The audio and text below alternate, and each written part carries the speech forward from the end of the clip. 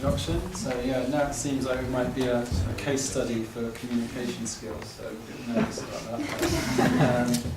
But anyway, yeah, this start off with really our presentation from last year, or a condensed sort of audience-friendly version anyway. So really, biopumps are really designed as a plug-in to enable the cell, as in the biological cell, to become the next generation factory in the area of synthetic biology. And I think last year we didn't really see, I didn't notice any other sort of Wrigley teams really, like any life science-based ideas. And I think it's slightly disappointing. Hopefully there can be more this year. It's not necessarily something you associate with CleanTech as such. It might be more to do with energy efficiency and those kind of things. So, start off with a bit of background really.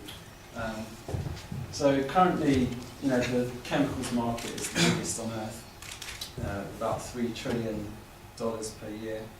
And gradually these are going to start to be changed to biological alternatives, and this is already happening.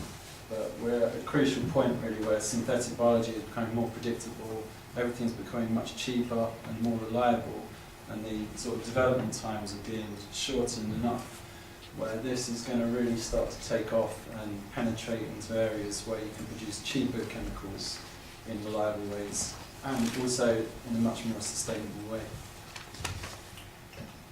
So there's a lot of companies in this area already that have recognised this and have got some serious backing to really turn it into reality. So J. Craig Venter, the famous scientist in this field, who created the first synthetic organism, he formed the company Synthetic Genomics, which is getting some heavy funding from Exxon to try and produce renewable fuel from algae. And then there's plenty of other companies in the space as well. What we're going to do, what our proposition is really, we're really focusing on an area which I've only ever seen sort of in one other instance being looked at, and I think it's an overlooked area of the whole concept of this cellular factory, and that's really the transport of the feedstock into the cell and controlling that, so you're only getting what you want, and control of the substance out of the cell as well.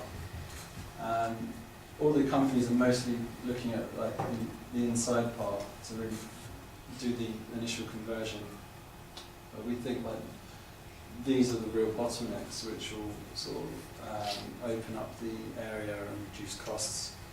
And we think that in many situations you're always going to need to get your feedstock into the cell and your product out. And current processes, they might require several purification steps and like pre-treatment, etc. But this approach, the ideal world, you want your cell to do every part of the process. So then all you have to do is grow your cell, which you have like a library of different cells. Basically, you take out the freezer for a particular chemical reaction, rather than, so you have like a modular process, rather than designing a process from scratch with the pre-treatment using the conventional engineering approach. So this is the dream anyway. So let's hope we can get some way there. And we've already shown there's a lot of benefits to using our technology. So it's typically 10 times cheaper, for example, to use this whole cell, just grow the cell up to do the conversion for you, than purifying the sort of enzymes, which are the parts that do the reaction, and then doing those separately. And there's less processing steps, etc.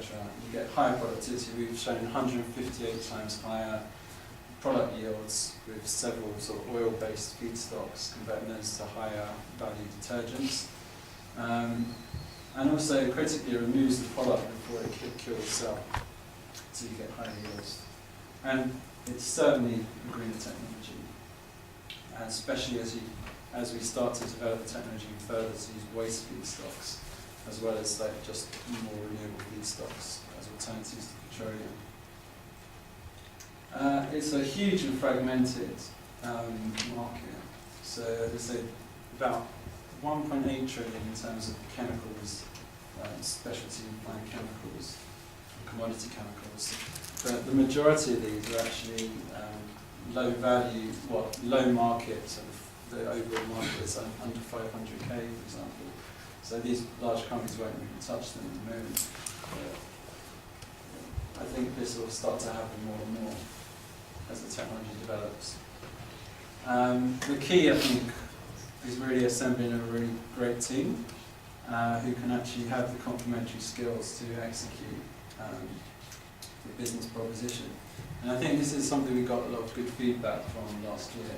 So I'd like to really emphasise it. I think it's very important. So to have the mix of the correct technical backgrounds with the relevant finance and market intelligence side of things. So Vugar here, so he was a key member of the team really, that I met at this kick-off event last year, in fact.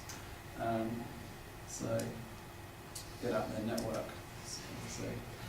So yeah, he brought a lot of financial credibility to the team.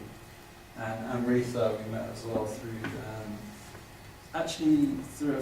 someone else I met at the CleanTech kick-off event who volunteered to post an advert for someone with a specific industry experience in this field in London Business School.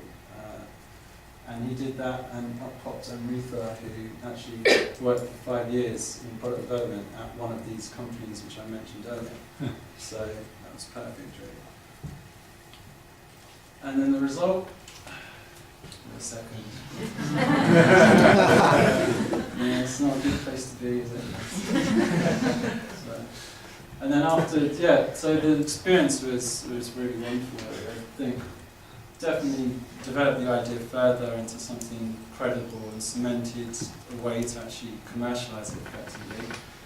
I think we got a really good team together, meeting Vugar and Amrita, and then I really knew Maria and David as well. We knew we had the complementary skills there to form the technical side of the group, so that's great. And then also, through the mentors, we've met some fantastic mentors who we've also kept in contact with since then. And also a couple of audience members that are offering to invest as well, so it's always good. And then after CleanTech, I completed the PhD. Now I'm doing a fellowship in the Department of Biochemical Engineering to develop the technology further. We've got £100,000 further investment in this from UCL, and we're trying to raise funds as well in a collaborative R&D project to push it further with the company that I'm also co-founded about this time last year, called Synthase, which is the UK's first synthetic biology company, in fact. And we formed as a spin-out from UCL and funded by a consortium of angel investor networks and UCL business. And they're focused on actually doing the rest of the problem, really, doing the middle bit of the cell, which complements our technology very well, I think. And that's it. So, thanks.